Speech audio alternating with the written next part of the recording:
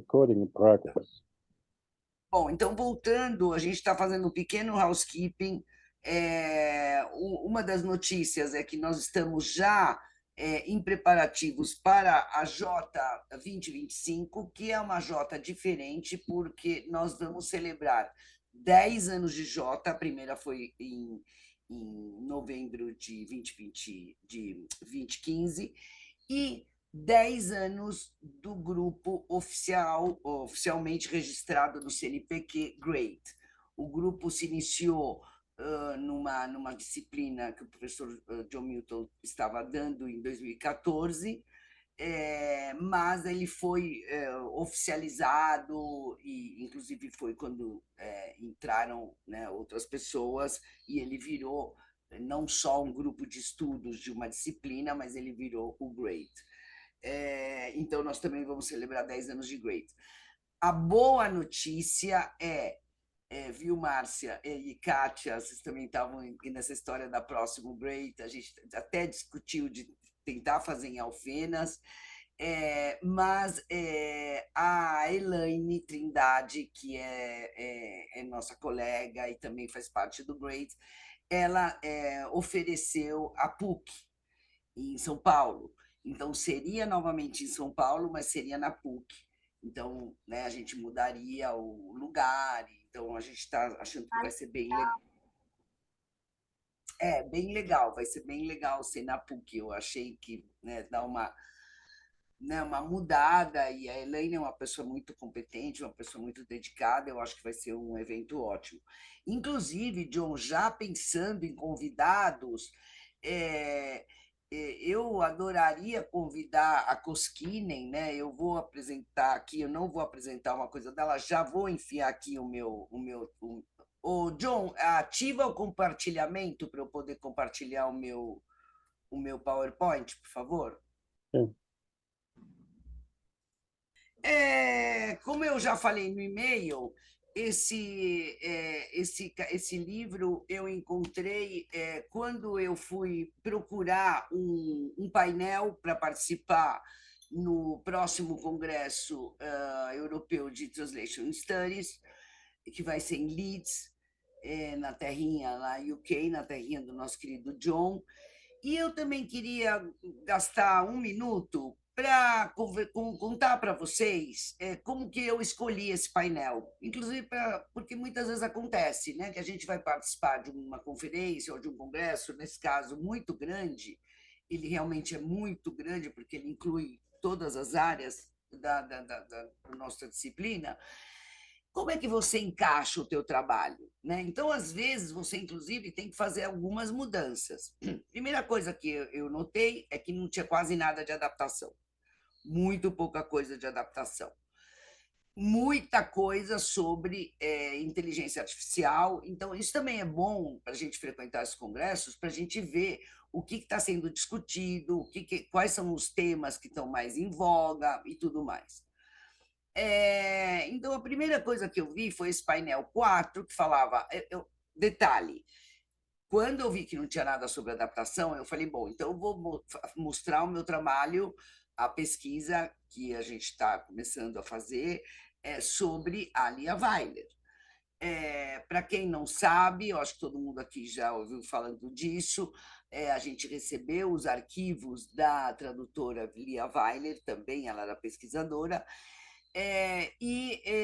eu estou escrevendo um projeto temático, já está quase pronto, né? Parece encantado, mas é que sempre aparecem outras coisas na frente, eu não consigo acabar, mas eu vou rodar, né, para o pessoal sobre a Lia Weiler e a tradução no Brasil. Então, o que eu encontrei? O painel 4, que fala Archives in Translation, Inquiring on the Past, Understanding the Present and Informing the Future. Esse é o teu, John? Você entrou nesse? Você falou que você ia fazer um de archives. Não sei se o John está ouvindo. Está ouvindo, John? Bom, depois o outro também me interessou, foi Exploring Translators Archives from a Gender Perspective. Eu fui para Archives, as imagens dos intérpretes do mas que número que eu vi Museu do Archives Índio, no acho que 4, 3. eu sei.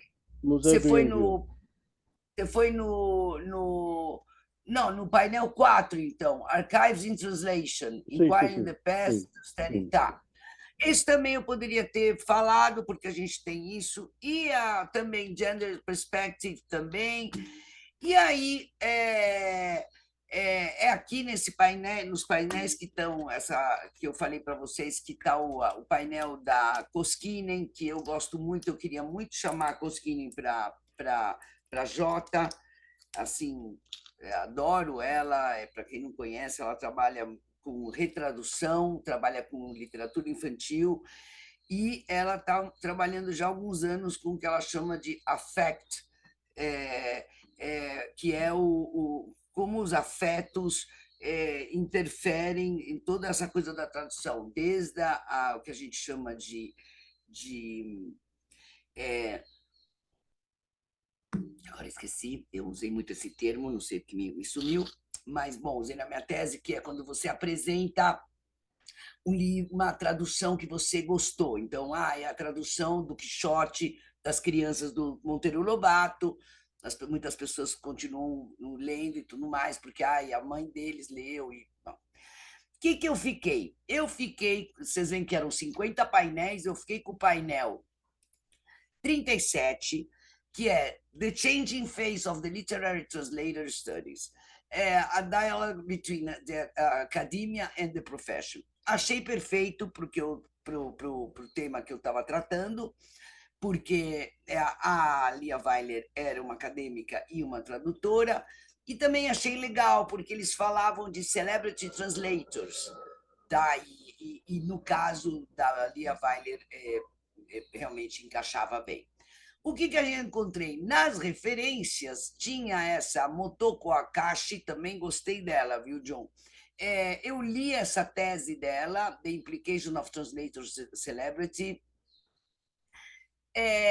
e tinha esse livro aqui que a gente está trazendo, que eles propõem, então, realmente assumir uma disciplina, uma subdisciplina, que seria Translator Studies. No final, só por curiosidade, estou colocando aqui onde eu cheguei.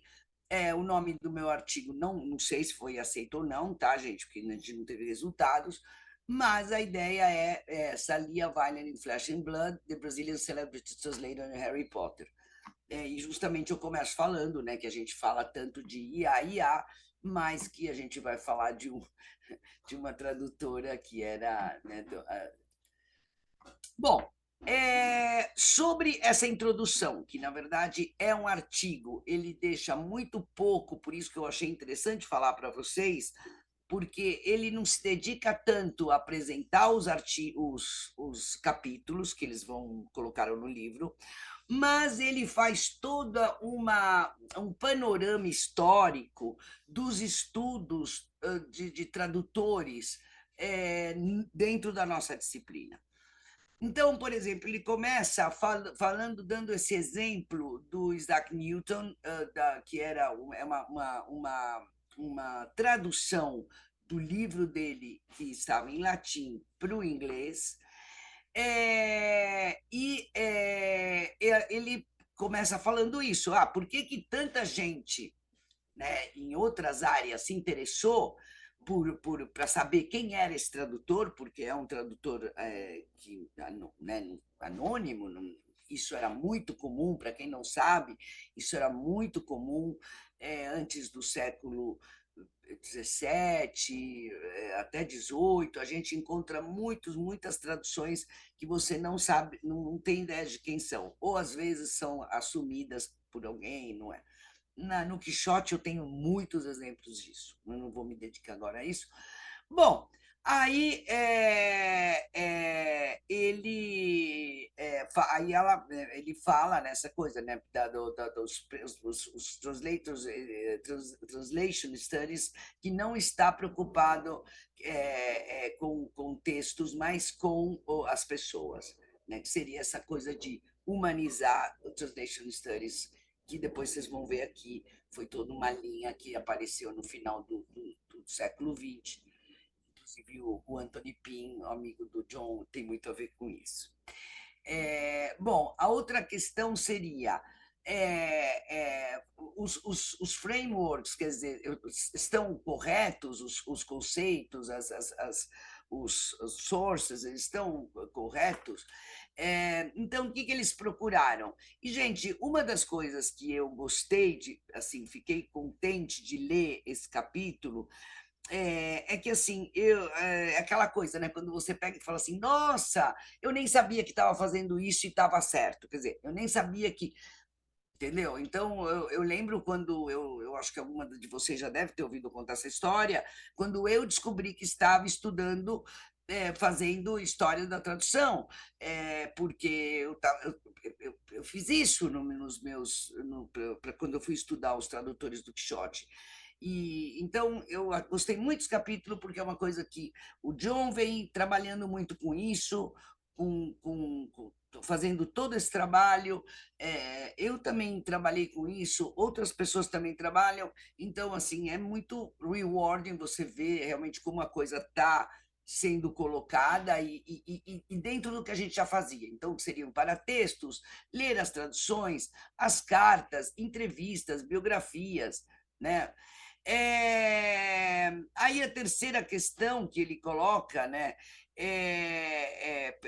por que o foco no indivíduo estaria assim sendo importante, se isso também é uma coisa subjetiva. Lembrei até, John, quando ele entra por essa parte do subjetivo, da banca da tua aluna, né? Que o John, eu participei de uma banca de uma aluna do John que ela trabalhou com autoetnografia, então realmente teve toda uma discussão sobre subjetividade e tudo mais. Aí ele fala, eles, né, querem desenvolver esse Translator Studies e coloca realmente uma coisa que eu não sabia, né, que ter falado de Translator Lost and Found, from Translation Science to Translator Studies. Eu não sabia que o Translation Studies tinha sido criado vendo sem o tradutor. Isso para mim foi uma novidade, John. Achei muito legal essa informação. Então, interessante, né? A tradução sendo vista, quer dizer, no início, na metade do século XX, sendo visto como uma mera operação mecânica de troca de língua. Você pegava uma língua aqui, enfiava outra aqui e pronto. Né? Achei engraçado, né? Porque eles falam Weaver was pessimistic about literary translation, stating that the computer could hardly handle the illogical elements. Né? Então, bem legal. Tá. Aí falava, né, que como era antes, que era monístico e mecanicista. Deixa eu ligar um ventiladorzinho aqui, senão não vai rolar. E aí, os approaches que eles colocam para retirar o tradutor da história, e aí que eu falei para vocês que eu achei legal esse panorama histórico, que ele vai para o exclusionary approach, né, que omite completamente o ser humano, quer dizer, né, não existiria. Então, ele coloca do Munan, né, Translation as Language Contact, o translator merely plays with the content takes place, o CAT4, né, que é de 65, reparem nas datas.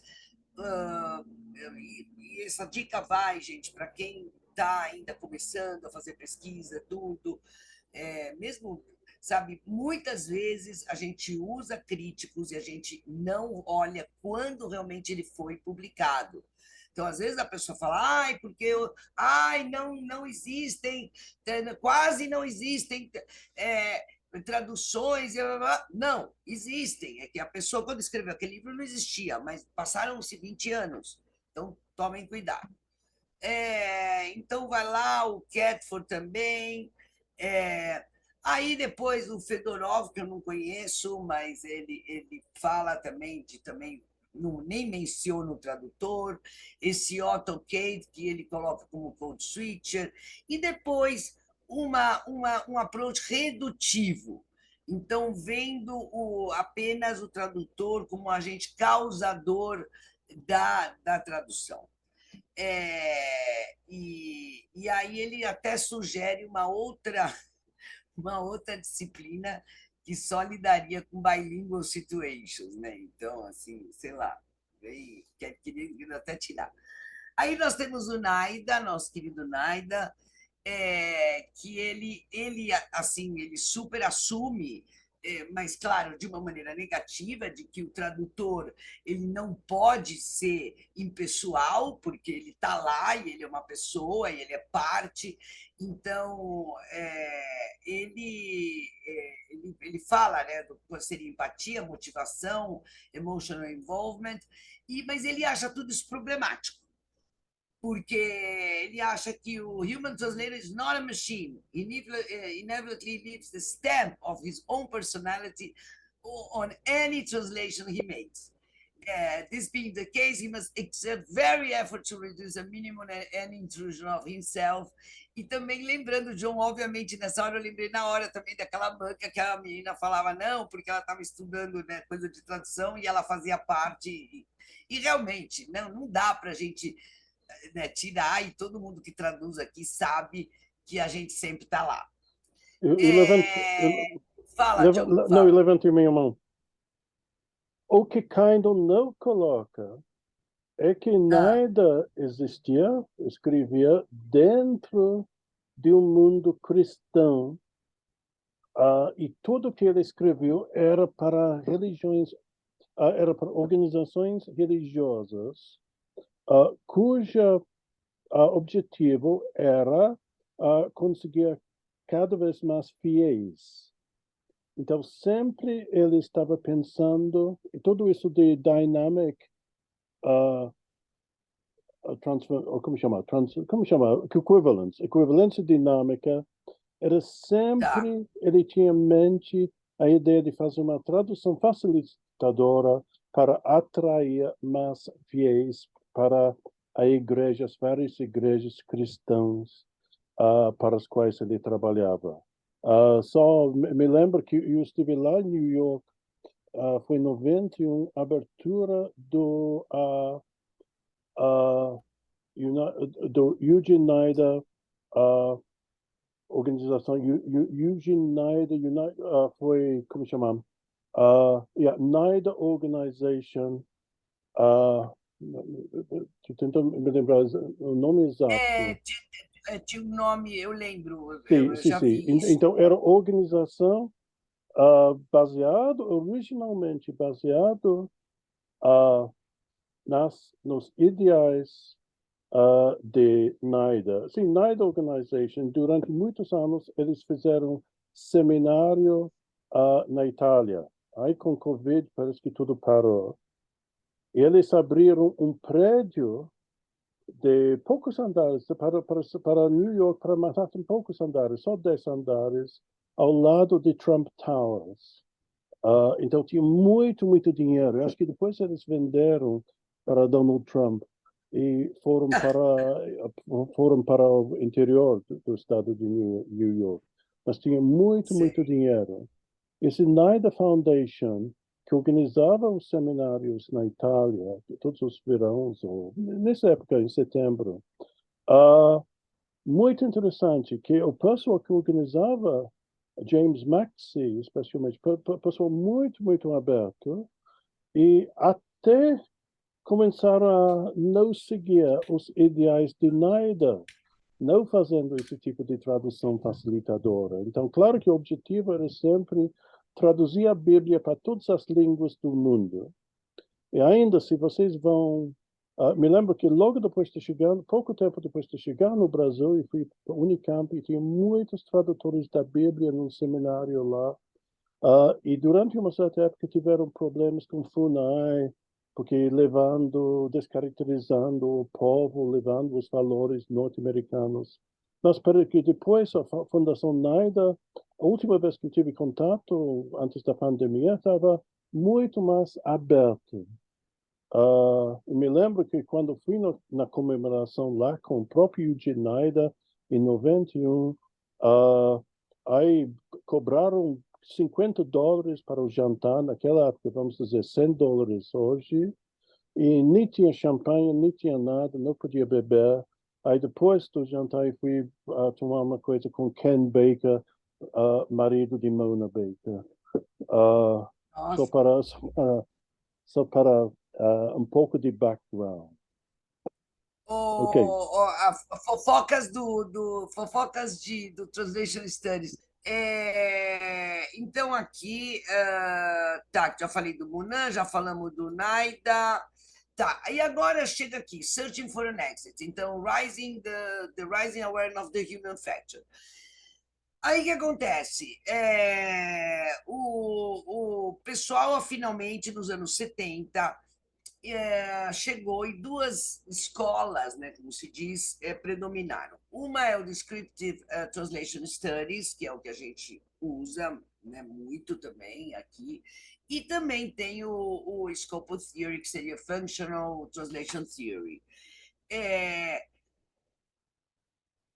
O James Holmes, tá? E o pessoal, né, claro, amigo deles, mas foi ele que deu o nome, né? Ele que deu o nome Translation Studies. No mapa que ele fez, onde ele mostra as disciplinas, e se alguém aqui está aqui hoje na reunião ou está ouvindo isso e ainda não leu, entre em contato comigo, eu tenho esse artigo do Holmes, ele é muito bonitinho, curtinho, acho que 3 páginas, e ele faz um mapa do Translation Studies, isso é muito legal para quando vocês estão escrevendo um projeto, alguma coisa, vocês querem mostrar onde vocês estão se inserindo dentro do Translation Studies. E ele fala, né, Translation Sociology e Psychology. Tá, aí ele fala desse. Aí ele fala um pouco claro, do Scope Theory, que também o centro é o produto final, que seria a tradução, a adaptação, e não a pessoa. Gente, quando eu falo tradução, eu também estou imaginando adaptação, tá? Não fiquei toda hora, vou ficar falando tradução, adaptação, mas essas coisas servem também para quem está estudando adaptadores, né? Então, não tem problema. Aí ele fala do Rose Mantari, não sei se é um homem ou mulher, não olhei o primeiro nome, o John deve saber, que fala, né, que a gente não é só reprodutores de um source text em outra língua, mas também a gente faz decisões e adequa a tradução, etc. Bom, agora já indo mais perto para o que a gente queria. Aí vamos chegar no Venuti, que aí realmente ele vai para a história da estrangeirização e domesticação, e é interessante porque ele fala que realmente não é, o Venuti não está, esse não é o tradutor em si não é o foco dele, né? Apesar de falar da invisibilidade do tradutor, mas ele trabalha mais com o final. E aí ele fala que, apesar que ficou tudo muito vago, que inclusive eles fazem críticas ao Venuti, inclusive lá dentro, é a primeira vez que tem uma coisa, né? First concrete, historical, biographical, emotional, physicalist, cognitive, physiological and sociological approach for translation-centered research. Aí, vamos lá, aqui, tá vendo? Tem que mudar aqui também. Eu não tinha nem tocado que eu tinha que mudar de 2 lugares. Tá, aí, falando, esse livro é lindo. Para quem não leu também, gente, é um livro que eu dei, aliás, a primeira vez que eu vi esse livro, eu comprei e dei de Natal para um monte de gente, porque ele é muito interessante. Ele pode ser lido como um livro assim, né, de cultura geral, porque ele é muito legal. Ele mostra como foi, o que aconteceu em Israel, o uso da tradução dentro da ciência. Nossa, é muito interessante esse livro. Então, ele coloca que realmente foi pioneiro justamente por essa parte histórica, porque ele foi feito com historiadores.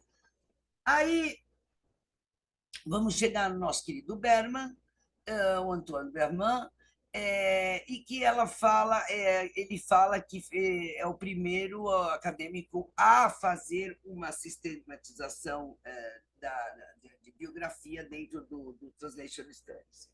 Então, aí ele fala, né, aquelas perguntas de sempre, né? Who is the translator? Né? Então, ele coloca aqui algumas geralmente vêm de outras, quer dizer, eles têm outras profissões, isso a gente sabe, porque quando a gente faz entrevistas, né, a gente pergunta, o que mais você faz? Ah, eu dou aula, eu não sei o quê. Então, as línguas que eles traduzem. Outra coisa que a gente sempre ensina em aula, está aqui, ó, exatamente. Os trabalhos traduzidos, e também é interessante aqui se eles se consideram autores. Eu adorei essa pergunta, eu vou incluir agora nas minhas próximas entrevistas. Vocês se consideram autor? Eu fazia uma pergunta meio ia por aí, mas não era isso, achei bem legal. Tá, tô aqui. Bom, e aí, só que aí ele acha que não tem muita, assim, ele acha que não, né? Ele não vê tanto o tradutor como um autor. É, e também que não interessaria tanto nem a vida e nem o moods dos tradutores. Mas logo assim apareceu que sim, interessa assim, saber os moods, inclusive ele vai discutir assim, a experiência do tradutor e as reações que ele tem dentro da sua própria sociedade. Quer dizer, isso daí eu acho que entraria um pouco em poética, eu não sei, porque eu vi o Douglas Robson ali muito por cima, nunca me aprofundei muito nele, né? Quando eu já cheguei a estudar isso, ele já era uma coisa meio antiga. Tá, aí fala do Simeones, do Hábitos, que é uma coisa também que não é a minha praia. Inclusive, eu fiquei sabendo, de novo, voltando à história da banca da aluna do John, eu fiquei sabendo por uma colega nossa, Maria Tereza, que o Bourdieu não conversa com o Latour, que é o cara do ANT, que é o Action Network Theory, mas isso é um outro assunto. Mas eu não entendo muito, eu não entendo, eu sei o básico, tá? Mas aí, obviamente, que isso estaria centrado no tradutor. E aí, claro, que a gente chega no meu livro querido, maravilhoso, que me foi recomendado pela professora Heloísa Cintrão, na minha qualificação, e ela falou: Silvia, você tem que ler dois livros, The Map e o livro do PIN. Nossa, made my day. My day não, salvou ficou lindo o meu mestrado por causa disso. E aí o PIN, né, vai lascar o pau na falta de atenção aos tradutores em geral e na história da tradução, como se eles não existissem. Quer dizer, as traduções chegaram lá como? Bom, a primeira pessoa a chamar essa subdisciplina de Translator Studies foi o Hu. Vocês me desculpam, eu ia pegar o primeiro nome dessa pessoa, mas eu acho que aparece depois. Eu não tive muito tempo e não deu para fazer isso direitinho, mas não sei se é homem ou mulher. A Jamile, se estiver aqui me ouvindo, me ajuda, porque é uma coisa oriental, talvez ela saiba, se ela deve ter. Mas normalmente eles usam sempre o último nome. Aí fala o What does the humanization of translation study means? Então, né, aí traz o Steiner, aí de novo a gente vai falar de ler, de cartas, de diários, né, e o Personal Archives, né, que é uma coisa que a gente tem no caso da Lia Weiler, e muitos casos também aparecem assim. Depois, para quem quiser, gente, eu posso passar esse resumo. Eu achei legal dividir, deixar ele divididinho para poder usar melhor. Tirei do texto lá. Então, essa webpage, que tem muita coisa interessante lá. Eu entrei, achei bem legal. Tá. Aí, The Humanizing Approach, nós estamos aqui, que eu, inclusive... Ai, gente, olha, desculpa. Então, lá, eu esqueço de mudar aqui, está tudo atrasado. Tá. Então, The Humanizing Approach, vou ver aqui, porque assim fica mais fácil. Então, aqui que eu peguei emprestado a ideia do Flesh and Blood, que é o nome da minha apresentação. E aí, claro, a partir do momento que você começa a assumir que realmente você está trabalhando com pessoas, né, que quem faz essa tradução, essa interpretação, essa adaptação, é uma pessoa que vive em outra época, em outra cultura, né? Você vai começar a ver tudo diferente. Então, por exemplo, eu achei muito legal esse mapinha que ele faz aqui, essa pequena tabela, que aí ele coloca, né, qual no approach humanizing ou no dehumanizing, então a visibilidade do sujeito, que seria o tradutor, aqui a invisibilidade, aqui ele é único, aqui é uma coisa homogênea, aqui ele tem uma agência, que a gente fala um pouquinho de agência depois, logo depois, aqui ele é passivo, é, é, são as coisas que a gente realmente estuda. A última aqui, ó, life, e aqui a gente só vai ver data, né? Então, Translator Studies Shaping the Field. Bom, o meu querido Andrew Chesterman, ele seria legal, hein, John, também para convidar. Ele é super acessível, ele é muito legal. Eu conheci ele quando eu fui para fazer o Summer School lá da Cetra, na Bélgica. Aliás, gente, esses Summer Schools são ótimos. Se vocês puderem fazer, é muito legal. Inclusive, eles têm bolsas, tá? Porque é caro, né? Mas eles têm bolsas, tem muito brasileiro já que foi. São 15 dias super rapidinhos, assim, mas é muito legal. Bom, aí vamos o Chesterman, né? Que ele então ele também acha que tem que ter uma área separada, e aí ele vê então algumas separações, como a parte sociológica, a parte cultural e a parte cognitiva. Interessante como essa parte cognitiva, apesar de ser uma coisa bastante subjetiva, ela está sendo vocês repararam que primeiro, tipo, que horror, que a pessoa é uma pessoa, nossa, que coisa horrorosa. Agora isso não está sendo levado em conta, inclusive está, né, realmente sendo estudada de uma maneira focada. Aí,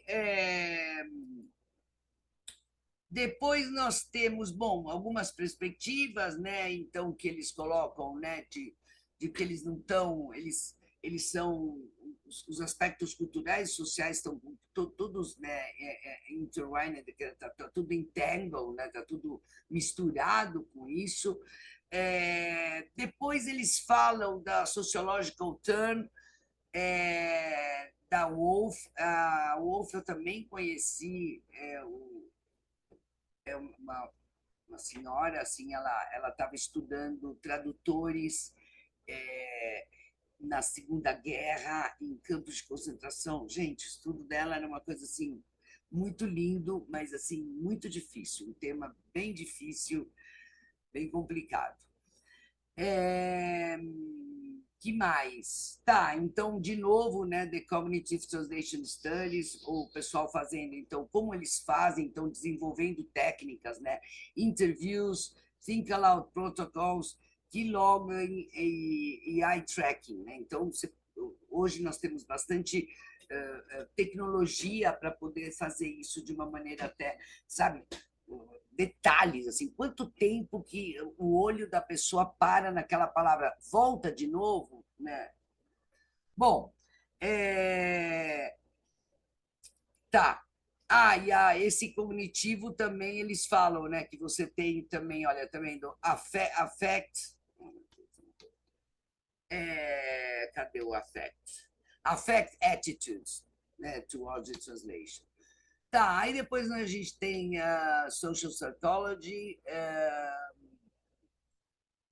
e emotional dimensions, olha lá, de novo, emotional psychology, né, e neuroscientifics.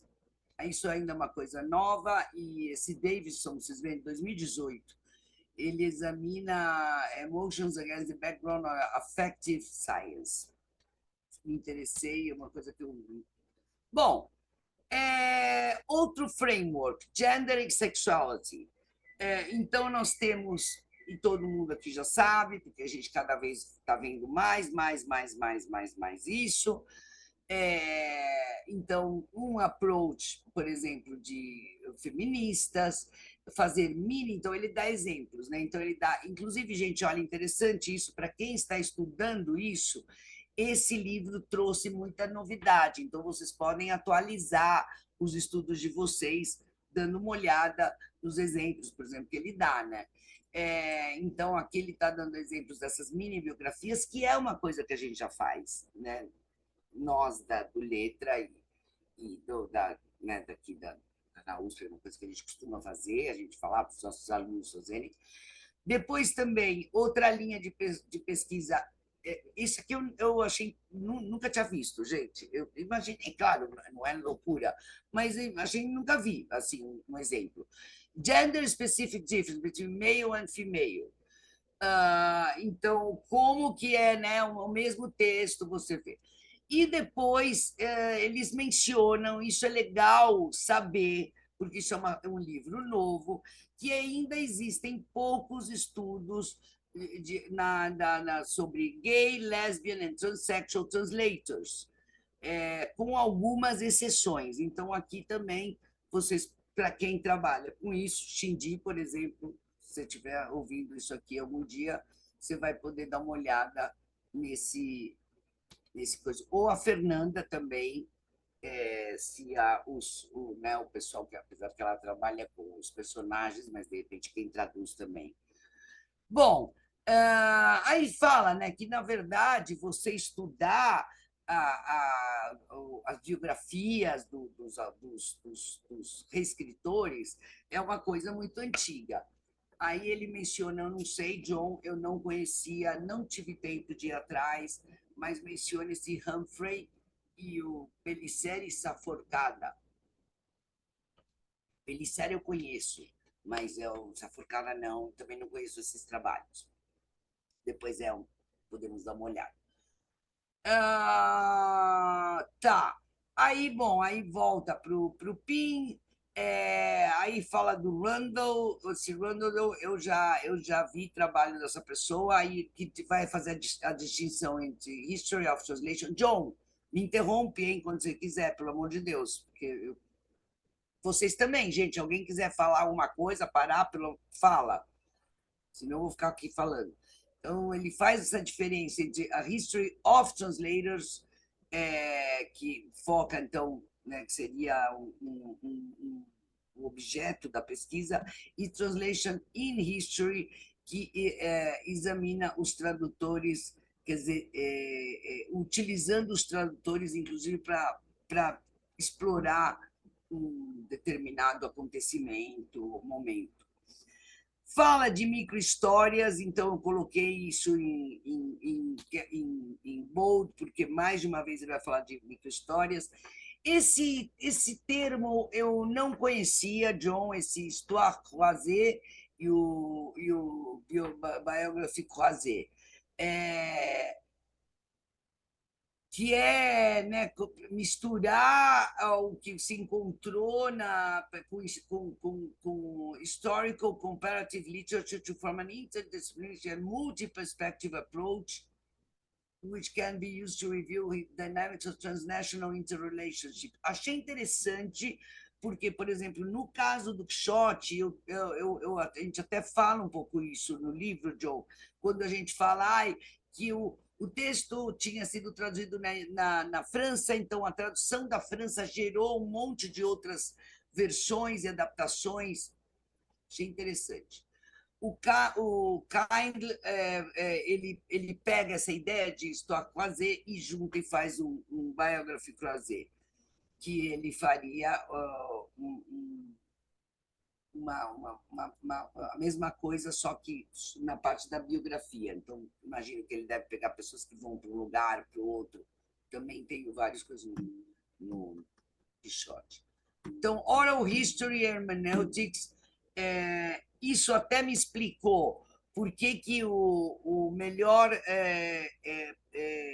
metodologia de entrevistas, quem me passou foi o Peter Lynch, acho que ele chama, agora esqueci o nome dele, mas eu sempre apresento ele, e ele é de interpretação.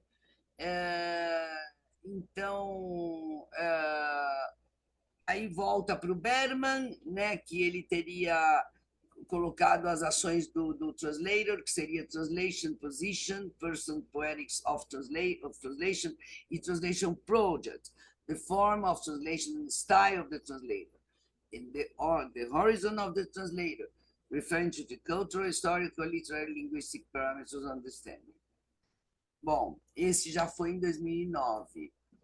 A narratology, isso realmente muito usado com...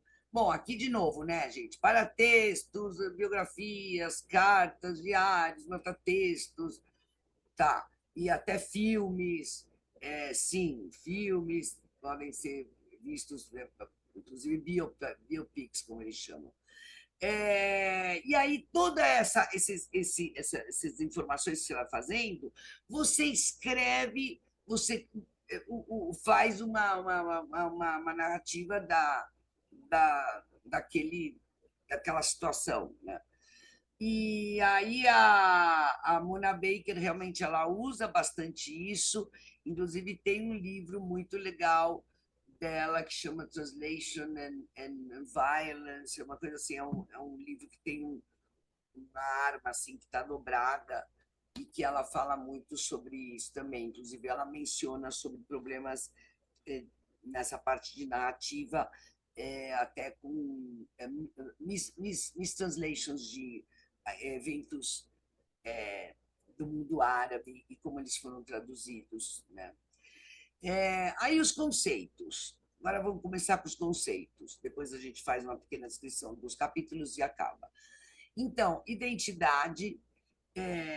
Então, né, essa mistura entre o subjetivo e o objetivo. E aí eu achei interessante, não entendi muito bem, né, que eles falam identity constructs are analyzed on the basis of metaphors. Não sei, eu teria que ter tido mais tempo para olhar e entrar realmente essa pessoa, que tipo de exemplo ela dá, não entendi muito bem. Vocês aqui, se alguém teve algum insight, por favor, grite, fale, estamos aqui conversando. Os Post-Colonial Studies, eles introduziram o conceito de Cultural Translation. Gisele Wolkoff, você que adora Cultural Translation, também temos a Gabriela, que estuda, estava estudando, né, os temas indígenas, tradução de textos indígenas também, Cultural Translation. Depois, o conceito do self, né, que seria o ego. Também, gente, também é um... Sei lá, eu achei meio estranho isso aqui, não sei muito bem, não sei se vocês... achei meio uma repetição, né? Mas parece que não tem muita gente que estuda isso também, então eu não sei. Talvez o pessoal que trabalha com tradução, psicologia, deve saber melhor. Aí o role sim, né? Realmente qual que é o teu papel, né? Como é que a pessoa se vê dentro daquele papel, isso é uma coisa. Achei legal isso, né? We play roles not only for others, but also for ourselves. E aí, how translators deal with the foreign and the unfamiliar. Bom, personalidade, então, sabe? Eu fiz questão de fazer um slide de cada coisa para vocês verem, né, como, né, essas coisas tão subjetivas estão sendo introduzidas dentro dos estudos da tradução, no caso, os estudos do tradutor. E, bom, cadê? Aí uma das primeiras pessoas a fazer isso foi esse Savory, em 57, e aí, né, diferencia esse Edward Sprenger, seis tipos de personalidade: teórico, social, econômico, estético, agressivo e religioso. Claro que deve ter umas misturas também, né? E aí eles fazem, então, desde lá, essas teorias são aplicadas para investigar, né, pessoas ou grupos, e correlacionar com as traduções deles. Não sei, são estudos relativamente novos, 2013, 2017, também. Gente, novidade. Aqui, nas reuniões do Great, a gente também traz coisa, justamente as coisas estão saindo para a gente não ficar atrasada e poder ficar up to date, mas tem coisas que, né, teria que se enfiar melhor. Bom, o Hábitos, de novo, nosso querido Hábitos.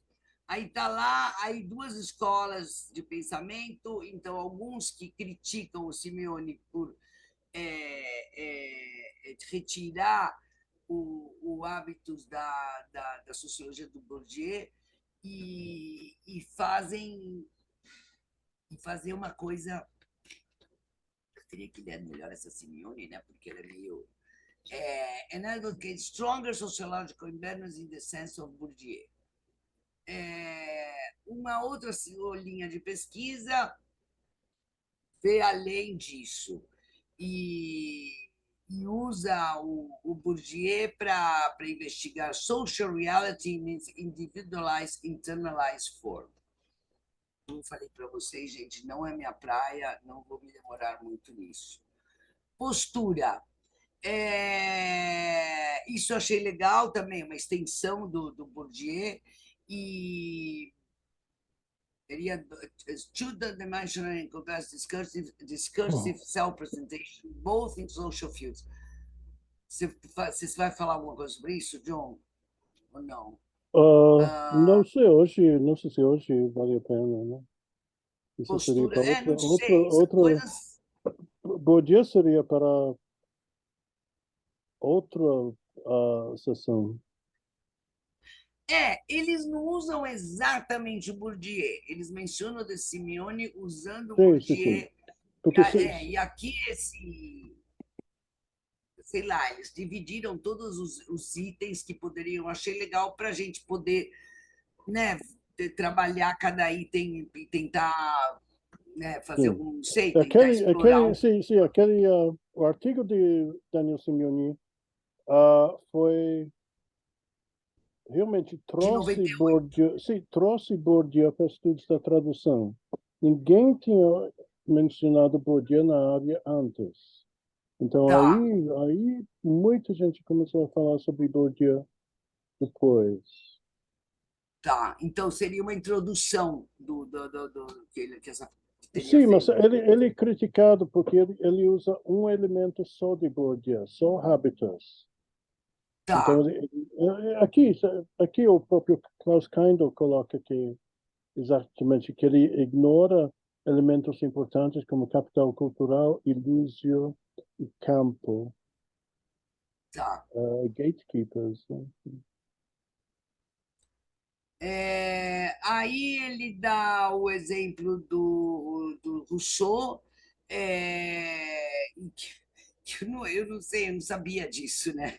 Que ele se apresentava como one of the common people, apóstolo de Oslo, mas não sei porque ele não era um common people, eu não sei a história do Rousseau, John, você sabe essa história, essa Não, fofoca do não, não, Rousseau? não, não, não. Não, porque do jeito que coloca, parece como se ele fosse um lorde e ele se colocava como um common people, mas não sei, eu não sei, não sei a história dele, nunca estudei o Rousseau nesse sentido. Sim, sim, sim. Acho que ele se apresenta como qualquer um. Sim. Não, mas seria interessante, tipo, né? Se o cara se apresenta como qualquer uma, na verdade ele é. Deixa eu ver, vou até olhar, agora fiquei curiosa. Jean, Jacques Rousseau, tá aqui. Não, sei lá, se o cara era é, de uma família aqui, não sei, né? Aqui, biografia. Ah, não, ó, a mãe dele morreu, foi criado por um relojeiro calvinista. Bom, nada muito também, mas tudo bem. Bom, continuando aqui, Agency. Ei, chegamos no Agency, que eu adoro. É, a primeira vez que eu ouvi falar de Agency foi com você, John, quando Uhum, você deu, eu fiz o teu curso, a disciplina, e eu amei, eu adoro, acho Agency uma coisa muito interessante, estudei isso, né, porque é muito legal, e as várias maneiras, né, de Agency. É, que eu sempre brigo com a Solange por causa disso, que eu falo que ela é, ela diz que não. É, e aí, realmente, o quanto o papel do tradutor, o quanto ele pode criar ou não, quanto ele está livre para fazer aquela tradução. Claro que sempre vão te dar os parâmetros, mas tem lugares e momentos que você pode traduzir de uma maneira e trazer alguma coisa. Então você fala, não, eu faço questão de deixar isso assim, assim, assado, porque vai fazer tal coisa, vai trazer o autor, então você pode, né? E aí também, claro, isso é muito discutido, viu, gente? Para quem está interessado em agency, é muito discutido na tese da Motoko, eu acho que ela chama Motoko, o primeiro nome, que ela fala sobre um dos tradutores que ela estuda Celebrity Translators, um dos tradutores é um super escritor.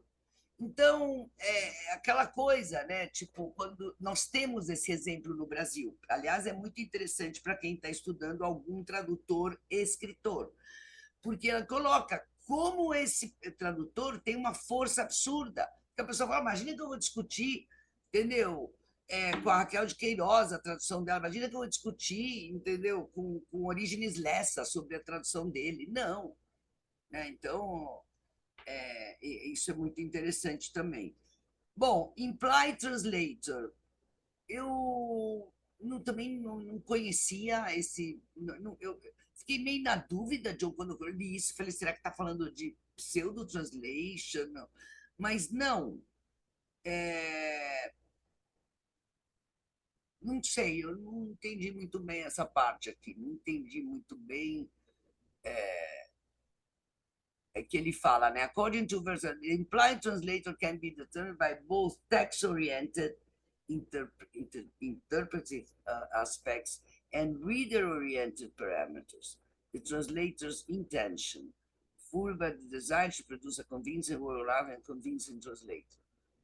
Não sei, achei estranho isso aqui. Não sei para que serve. Bom, voz super legal, adoro voz. Então, o Folkart, em 91, foi o primeiro a falar dessa subjetividade então prefácios, epílogos, coisas que a gente encontra que são feitos de autoria do tradutor. É, também fala que a voz pode ser associada com um estilo, que seria o idioleto dos tradutores. Tem vários artigos interessantes. Eu, no começo, quando comecei a estudar os tradutores do Quixote, achei que eu poderia separar eles por idioleto, mas não foi possível. Tem algumas traduções muito assim canônicas, os textos canônicos costumam meio cair sempre numa coisa, então é difícil. Aí a Baker fala one of the first scholars to recognize individual style of translators that was investigated and to link to the social culture in the ideological position was Baker, em 2000. Aí atitude, esqueci de colocar, aqui também está falando de atitude. e aí, bom, né, que fala de coisas ideológicas e éticas. Então, isso, por exemplo, tem um exemplo sobre atitude no nosso livro, quando a gente dá o exemplo do tradutor The King and I, que o tradutor do livro, porque é um livro ofensivo para a cultura deles, é, ele fazia notas, lembra, John? O cara fazia notas e falava assim: isso não é assim, isso é um absurdo, porque colocava que o rei não sabia fazer nada, que o rei era, né, não era educado, não era nada disso. Aí, positionality também achei interessante, que eu acho meio parecido com o outro, não sei porque separaram, achei meio parecido com atitude, mas sei lá. É, então, né, você pode, que eles falam, né, a definition is a tool for exploring the interrelatedness of master narratives and individual agency. Também teria que dar uma olhada nesse Bamberg para conseguir entender melhor. Gente, isso é trailer, como eu falei, é trailer. Tá, o Telos, que foi introduzido pelo Chesterman numa interview, olha que interessante, com a Mona Baker, adorei isso. E em contraste com Scopus, e então ela fala: Telos does not refer to text, but to people, and serves to describe the personal goal of a translator. Que fica até meio assim, você fala, como assim personal goal, né? And can also refer to the ethical dimension of the translator's profession. Aí ele acha que é uma coisa open to develop, mas o Chesterman é muito assim: isso aqui, bom, não pode fazer uma teoria, vai lá e faz a tua teoria sobre isso. Muito engraçado. Aí ele. Tá, vamos continuar aqui. Tá, agora a gente já vai entrar. Ele vai começar a descrever o livro, né? Até agora ele estava mais, né, falando sobre o problema, a falta de estudos sobre tradutor, ou o pouco que havia.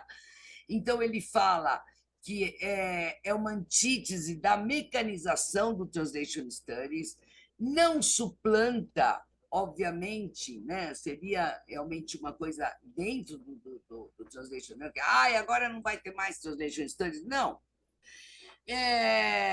E aí, né, a importância sobre as pessoas, como eles entendem a sua profissão e as dificuldades dos tradutores.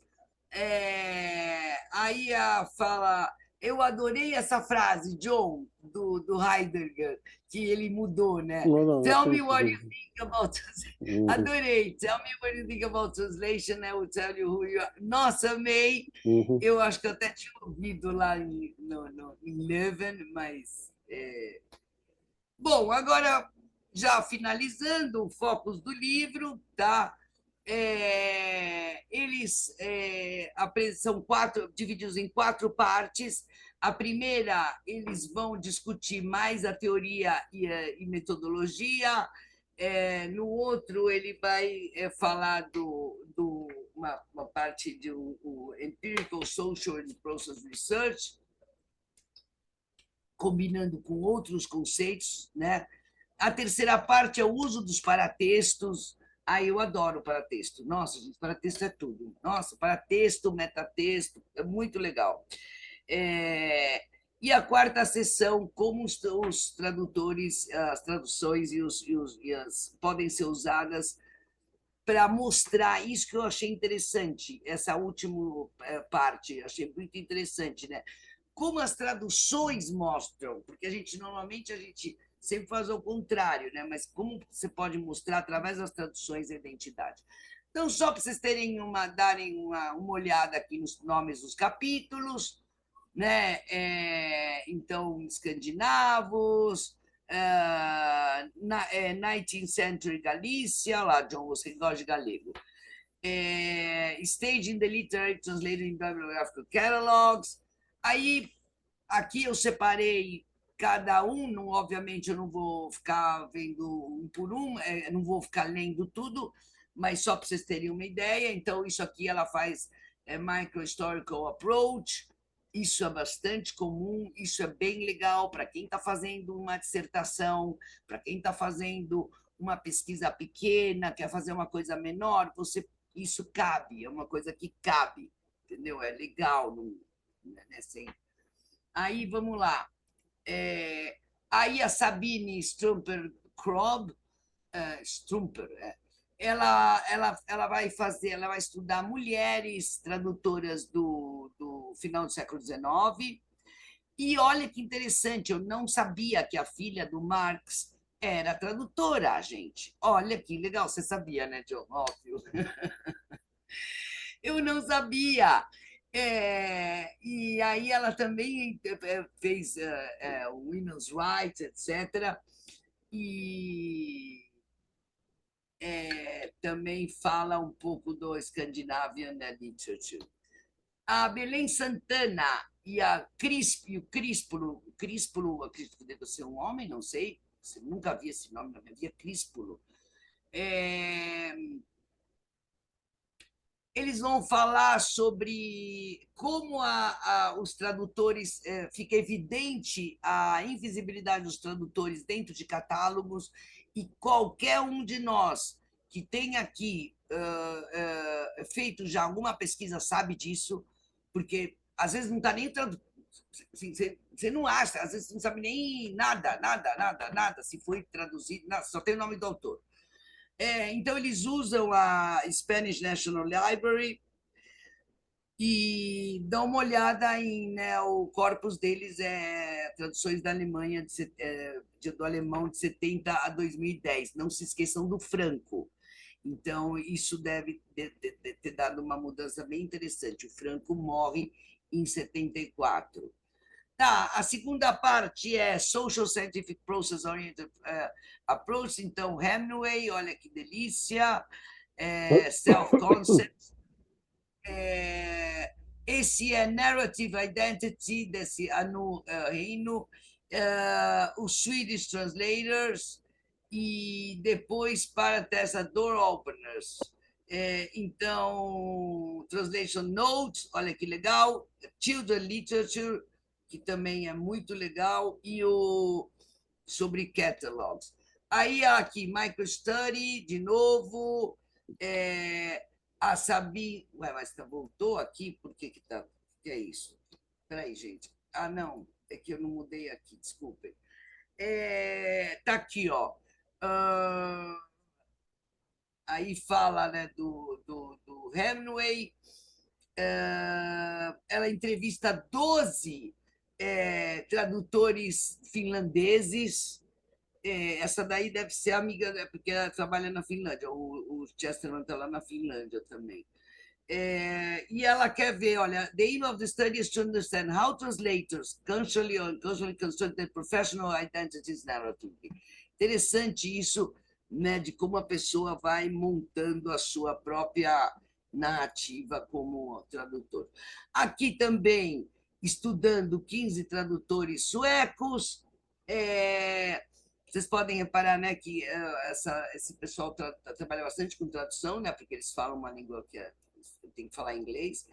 E aí ela coloca: it's really that only relative few of the investigators translators achieve stardom. E é verdade, realmente poucos tradutores. Isso na maioria dos lugares, né, gente? Aí, Nitsa Ben Ari, não sei se é homem ou mulher, teria que olhar. Mulher. É mulher? Tá. Israeli. Não conheço, nunca vi, John. Aí fala, né, Israel. Israel também para quem não sabe, a língua foi praticamente remontada, retirada da Bíblia e a Torá e feito uma língua para ser usada, porque não existia, né, a língua, o hebraico não existia. E aí ela coloca reasons why translators write preface or afterwards e o role that gender plays in the context. Aí essa Ana Fornalczyk, nossa, tem gente polonesa, hein, John? Esse CZ, check, check. Não sei, deve ser, né? Aí ela fala de peritextos, os prefácios também, bom, também falando de coisas. E no final ela vai, né? To determine how one stands, translators pursue their own goals or place their activities at the service of the readerships. Então, de novo, estudando, já completamente assumindo que a gente interfere mesmo, e não só interfere, que ela está até estudando como os nossos gols como tradutores entram lá. A Daniela, ela vai estudar a Harriet Martineau, que ela traduz o The Positive Philosophy of Auguste Comte, freely translated and condensed by, quer dizer, na verdade é uma adaptação, né, John? Já eu adoro quando eles já escrevem no título, né? Freely translated and condensed. E aí ela fala, né, ela faz uma nota, né, e ela descreve, né, o telo, está falando que eu até falando do telo. Aí, the chapter illustrates the potential of both concepts to yield insights into the people behind the text and shows how they intertwine and complement each other. Tá, a Beatrix Charaminha Estranha, esse nome assim, que deve também é Dutch. Então, ela vai estudar a Elizabeth Woolf, que era uma proto-feminista do século XVIII, e ela vai estudar só essa pessoa, né? Não tem muito. Também, por paratextos. Aí, a última parte é Translation and Fictions of Translations at Gateways. Então, Traveling Translators. É a Michelle Woods falando do Moving Tolstói.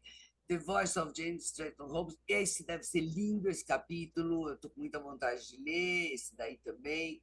Gente, também estou colocando isso assim para vocês falarem: ai, que legal, eu vou querer ler esse próximo capítulo. Sabe? Essa é a ideia. Aí o Walter Scott, o Chesterman também, esse capítulo dele deve ser interessante. E o Halloween. Eu também gosto muito da Judith, ela é ótima. Walking the Line Between Translating and Writing. Michelle Woods, ela vai falar também de paratextos, trabalha do Tolstói. A Elke Brems, e já não conheço, John, você conhece as pessoas? Sim, conheci Elke Brems, acho que uma outra vez, sim. Nunca vi. Tá, então vai falar, não sei se vocês sabem, mas o James Holmes era gay. Inclusive, a foto mais conhecida dele é ótimo, que ele está com um chapéuzinho, uma roupinha assim, meio tudo para sair à noite. E, bom, isso aqui eu fiquei bem com vontade, está falando que a sua sexual orientation makes it clear that translated voice is polyphonic.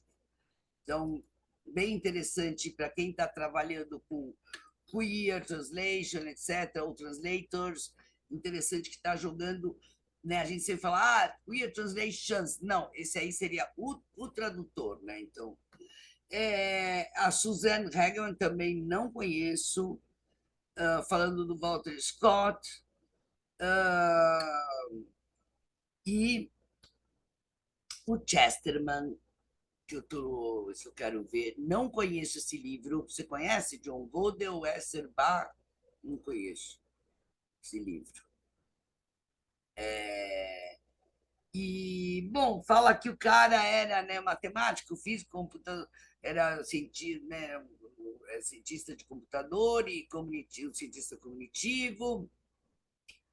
E ele né, se perguntava muito sobre tradução, etc. Estás fazendo uma coisa sobre ele, só sobre ele, pelo que eu entendi. E a Judith, por último, uma pessoa simpaticíssima. Essa é outra que seria legal trazer, hein, John? A Judy tem umas coisas bem Sim, sim. legais. Não, teria legal trazer um pessoal de tradução também, né? Se bem que eles trabalham com tudo, né? O Chesterman é muito de teoria, né? E, bom, no final ela fala sobre isso eu achei super legal, fiquei morrendo de vontade de ler esses novels, tipo o Babel, John. Mas esse aqui, olha, two literary translators are the protagonists. Olha que legal. Oh, E o yeah. Self-Doubt Together with the Thieves. Não sei qual que é o livro, mas eu fiquei com vontade de ler e vou comprar, depois eu te falo. Bom, gente, é isso. Deixa eu parar de compartilhar. Queria, sei lá, saber o que vocês acharam. Ok. Professora, a gente tem que... Eu vou Ah, tá. responder umas coisas, eu vou entrar Tá, alguns coisas. Holzman-Tari, mulher, justa. tá. Eu não conhecia Humphrey, mas aqui um artigo sobre ele. Lawrence Humphrey, Gabriel Harvey, The Place of Personality in Renaissance Translation Theory. Lawrence Humphrey's Interpretatio Linguarum, claro que escrito em latim, is the most Sim, extensive treatise on translation written during the Renaissance.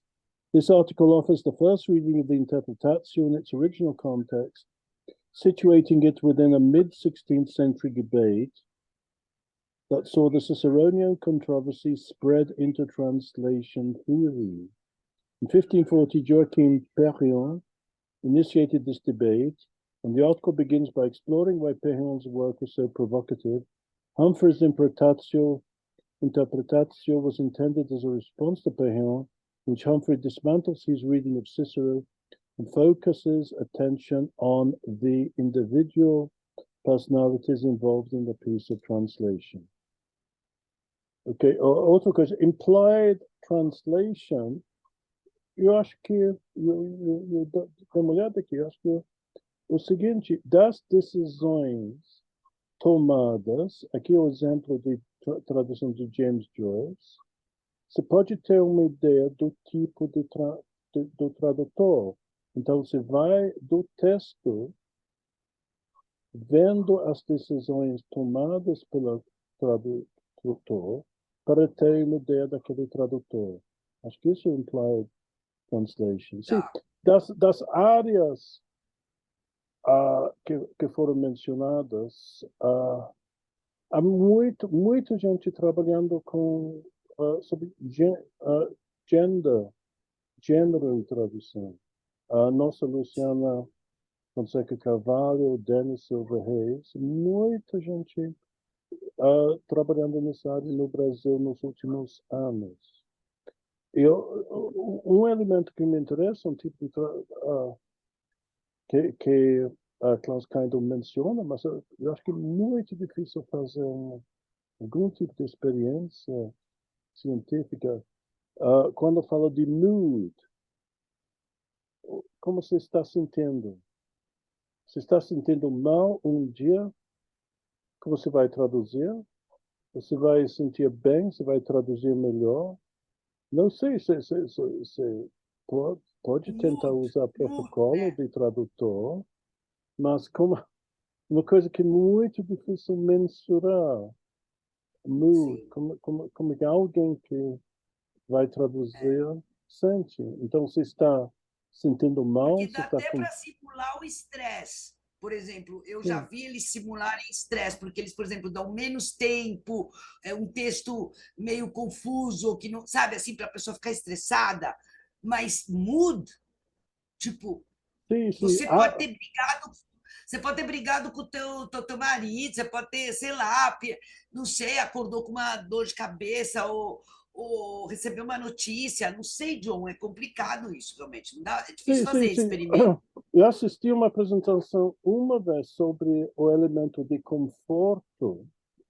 Acho que um grupo de tradutores, se me lembro bem, no Netherlands. Aí, acho que estou tentando me lembrar do estudo, mas acho que era o seguinte: as condições do trabalho deles. acho que eles estavam numa sala muito quente, e claro Sim, que isso afetou. Acho que depois da semana seguinte estava na mesma sala, mas o tempo estava melhor, então, claro, conseguiram trabalhar melhor. Elementos como cadeiras, sim, tipo de então, essas coisas eu computador. já vi. Sim, sim, sim. Tempo, por exemplo, textos truncados. Eu já vi, por exemplo, eles darem experimento que eles dão, que a pessoa não tem o texto inteiro, ela tem meio que adivinhar, ou, porque não, sei lá, não saiu, sabe essas coisas de problemas Uhum. que às vezes acontecem com a gente, né? Tipo, te Sim. entregam um texto que você tem um pedaço e não consegue ler Uhum. direito. E claro, esses elementos como cadeiras, se você está com uma cadeira horrivelmente incômoda, seu trabalho vai ser pior do que se está numa cadeira excelente. Claro, sono, todos esses elementos Sim. são importantes, mas é difícil medir, mensurar mood. Eu acho bem complicado, inclusive porque às vezes a pessoa nem ela sabe explicar como ela está, John. Sabe? Às vezes Exatamente. você pergunta, porque você vai perguntar para a pessoa e a pessoa fala: Não, estou bem. Estou meio assim, mas. Não, mas eu estou bem. Sei lá, não sei. Bom, sei lá. A ideia era para mostrar, entendeu? Mostrar para vocês. A gente aqui, né, nessas reuniões, a gente sempre quer trazer coisas novas, coisas estão acontecendo. É, gente, eu gostaria muito que vocês olhassem, quem está ouvindo isso depois também, dá uma olhada nesse livro, tem muita coisa legal. Vocês podem escolher algum capítulo e para apresentar na próxima reunião. Essa reunião foi excepcionalmente fora do nosso esquema normal, porque nós tivemos a Semana da Pátria. Que vai ter semana que vem? Eu escrevi em algum Semana lugar. que vem nós temos Tolkien, Tolkien. Yeah, apresentação. ok, Aliás, eu vou precisar de ajuda, viu? Olha aqui a Ana Catarina, aqui, olha, Ricardo. É, acho que acontece na área de tradução técnica que eu trago. Os prazos são curtos e muitas vezes me passam texto sem passar o tema antes. Às vezes, não, porque ela está falando do mood, John. A forma que às vezes pegamos vários projetos de temas diferentes, tem um prazo curtíssimo, gerando estresse. Sim, isso eu tinha visto, Márcia, essa história do estresse. Isso dá para tentar fazer experimento, né? Porque a gente está falando de como medir, como estudar, né? Gerando estresse, consequentemente, impactando na qualidade, já que são textos que demandariam bastante pesquisa em seus termos específicos. Enfim, aí sobra para o revisor. A Giovana fala assim: fiz uma disciplina de tradução e emoção. Tem uma pesquisadora que media o ritmo cardíaco. Acho que o nome dela é Ana Rojo. Olha, Giz, quer falar mais disso? Explica aí. Oi, então, ela fez mais pesquisas com textos como poesia, medindo a reação das pessoas com algumas metáforas, com as rimas. Ela chegou a medir também com filmes e Nossa, acho que o último projeto dela era de tradução de textos mais 18. Que ela fazia esse teste com o ritmo do coração, acho que ela chegou a medir pressão, algo assim. E escuta, você não. ela tem um grupo de pesquisa na Espanha que faz esse tipo de pesquisa. Mas ela é brasileira? Não, não, ela é espanhol. espanhola mesmo. Ah, tá, ela é espanhola, mas a matéria você fez, você conheceu a pesquisa dela, que eu achei que ela que tinha dado a matéria. Não, foi uma Tá. disciplina da USP, foi dada pela Érica Lima, ela é amiga da Lenita também. Ah, tá. Não, achei interessante, inclusive, se você tiver afins de falar, de fazer uma leitura sobre tradução e emoção, ou affective, ou affect, né, que também né, que é uma das coisas que eles usam também, seria legal se tiver afins. Uhum. Sim. É uma coisa que a Elaine, por exemplo, ela trabalhou com isso na legendagem. Como medir esse efeito também, sabe? De, né, a pessoa. Uhum. Aí a Úrsula colocou, muito interessante, nunca li sobre tradução especificamente, sei que existe muita pesquisa assim sobre filmes e pessoas assistindo. Ah, seria legal, Gi, você quer fazer? Quer Ah, falar sobre eu isso? quero, porque agora eu terminei, né, o mestrado finalmente, então tô livre. Virou uma mestra! Oba! Vai fazer doutorado, tá pensando? Ah, então eu tô pensando nesse projeto da Lia Wyler, em Oba! alguma coisa para o Oba! doutorado. Ai, meu Deus, agora eu fico mais comprometida agora, porque tem que acabar mesmo agora. Você vai adorar. Nossa, a Giovana tem tanta coisa legal. Você vai amar, porque tem muita coisa legal para fazer dali a Weiler. Não, legal. Então já temos a tua apresentação. Podemos fazer a tua Tá, apresentação, né, John. beleza. E Sim, a sim. semana que vem nós temos a Carolina, agora está ajudando, né, Carolina? A Carolina é agora a nossa artista da vez. Bom, não é nada, é isso. E eu vou combinar, então, a quem vai ler a Gigi, manda para a gente acompanhar, tá? Beleza. O, Vou o separar artigo para a gente, o sei lá. artigo. E outra coisa que eu ia falar e esqueci, o webinar eu falei, blá, blá, blá, blá. Bom, não sei, gente. Tá, que eu vou avisar se vai ser ao vivo, vai ser possivelmente uma das salas lá, 262, né, John? Mas a gente avisa vocês, tá? Ok, A ok, reunião que a gente vai fazer ao vivo. ok, Bom, gente, beijos. ok, A gente vai publicar isso e vai todo mundo poder ver no ok, YouTube. ok. Bye Beijos, todo bye. mundo.